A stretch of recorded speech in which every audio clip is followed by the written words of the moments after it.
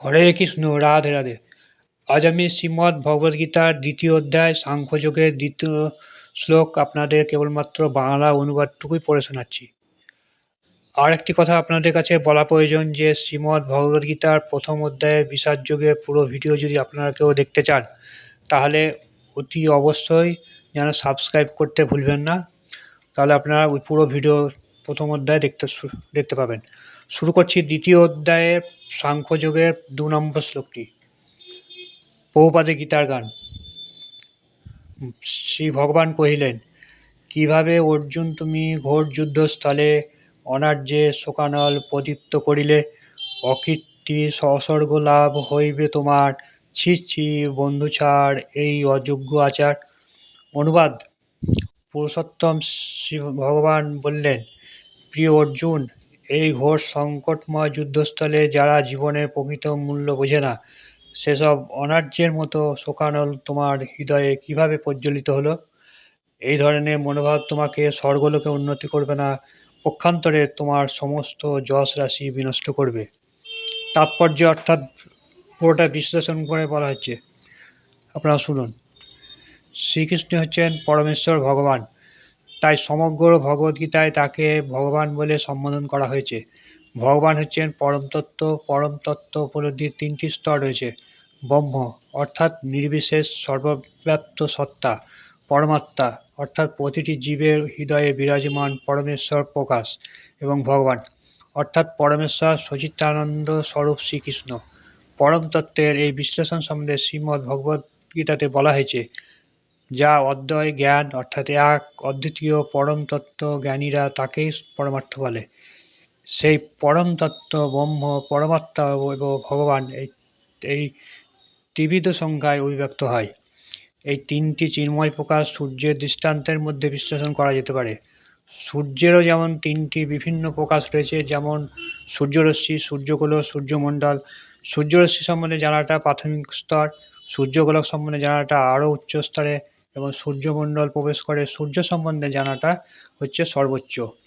প্রাথমিক স্তরের শিক্ষার্থীরা সূর্যকিরণ সম্বন্ধে জেনে সন্তুষ্ট থাকেন। তারা সর্বব্যাপকতা এবং তার নির্বিশেষ রশ্মি ছটা সম্বন্ধে যে জ্ঞান, তাকে পরম তত্ত্বের ব্রহ্মোপলব্ধির সঙ্গে তুলনা করা যেতে পারে। যারা আরও উন্নত স্তরে রয়েছেন, তারা সূর্যগোলকের সম্বন্ধে অবগত। সেই জ্ঞানকে পরম তত্ত্বে পরমাত্মা উপলব্ধির সঙ্গে তুলনা করা যেতে পারে। এবং যারা সূর্যমণ্ডলের সঙ্গে মর্মস্থলে প্রবিষ্ট হয়েছেন, তাদের জ্ঞান পরম তত্ত্বের সর্বোত্তম সবিশেষ রূপ সম্বন্ধে অবগত হওয়ার সঙ্গে তুলনা করা যেতে পারে।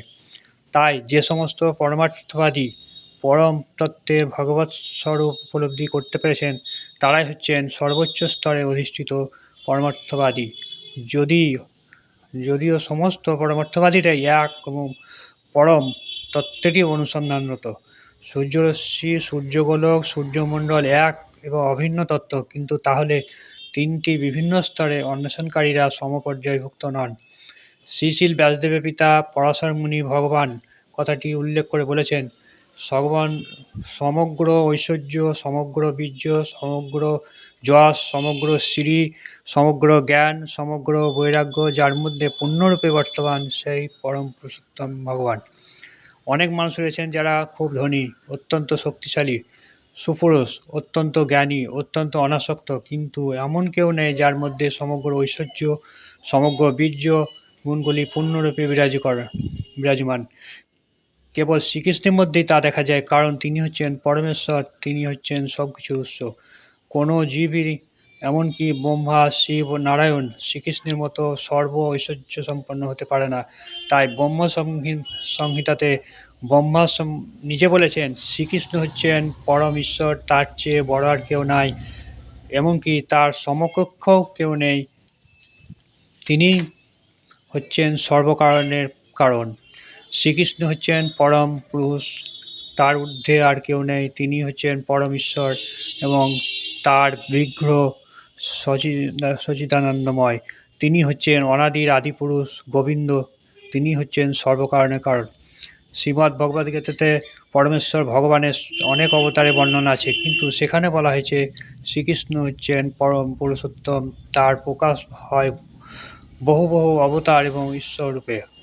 সমস্ত অবতারেরা হচ্ছেন ভগবানের অংশ অথবা তার অংশ প্রকাশ, কিন্তু শ্রীকৃষ্ণ হচ্ছেন স্বয়ং ভগবান। তাই শ্রীকৃষ্ণ হচ্ছেন পরমেশ্বর ভগবানের আদিরূপ, তিনি হচ্ছেন পরম সত্য, তিনি হচ্ছেন পরমাত্মা এবং নির্বিশেষ ব্রহ্মের উৎস। ভগবান শ্রীকৃষ্ণের সামনে আত্মীয় পরিজনদের জন্য অর্জুনের এই শোক অত্যন্ত অসাধারণ। তাই ভগবান আশ্চর্যান্বিত হয়ে জিজ্ঞেস করেছেন, অর্থাৎ কোথা থেকে এই ধরনের ভাবপ্রবণতা পুরুষোচিত নয়, এবং একজন সুসভ্য আচার্যের কাছে এটা কখনোই আশা করা যায় না। আর্য বলে তাকে অভিহিত করা হয়, তিনি জীবনে মূল্য বোঝেন এবং তার যা সভ্যতা আধ্যাত্ম উপলব্ধির ভিত্তির উপর প্রতিষ্ঠিত।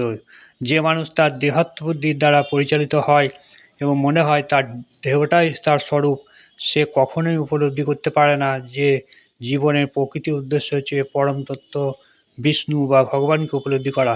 সে জড়জগতের মোহে আচ্ছন্ন হয়ে আছে, তাই সে জানে না মুক্তি বলতে কী বোঝায়। জগতের বন্ধন থেকে মুক্ত হবার জ্ঞান যার নাই, তাকে বলা হয় অনার্য। অর্জুন ছিলেন ক্ষত্রিয়, তাই যুদ্ধ করাটাই ছিল তার ধর্ম। তার পক্ষে যুদ্ধ করতে অসম্মত হওয়া মানে তার স্বধর্ম থেকে বিচ্যুত হওয়া। এই ধরনের কাপুরুষতা আর্যের পক্ষে একেবারে অসম্মত। তাই ভগবান বলেছেন, এরকম ব্যবহার কেবল অনার্যের কাছ থেকে আশা করা যায়। এইভাবে কর্তব্যকর্ম থেকে বিচ্যুত হলে আধ্যাত্মিক জীবনে অনগ্রসর হওয়া যায় না। এই ধরনের আচরণ পার্থিব জীবনকে কলঙ্কপূর্ণ করে তোলে। আত্মীয় স্বজনদের প্রতি অর্জুনের এই তথাকথিত শোককে ভগবান অনুমোদন করেননি। আমার এই ভিডিওটি যদি আপনাদের ভালো লাগে তাহলে অতি অবশ্যই চ্যানেল লাইক, শেয়ার এবং সাবস্ক্রাইব করবেন। নমস্কার।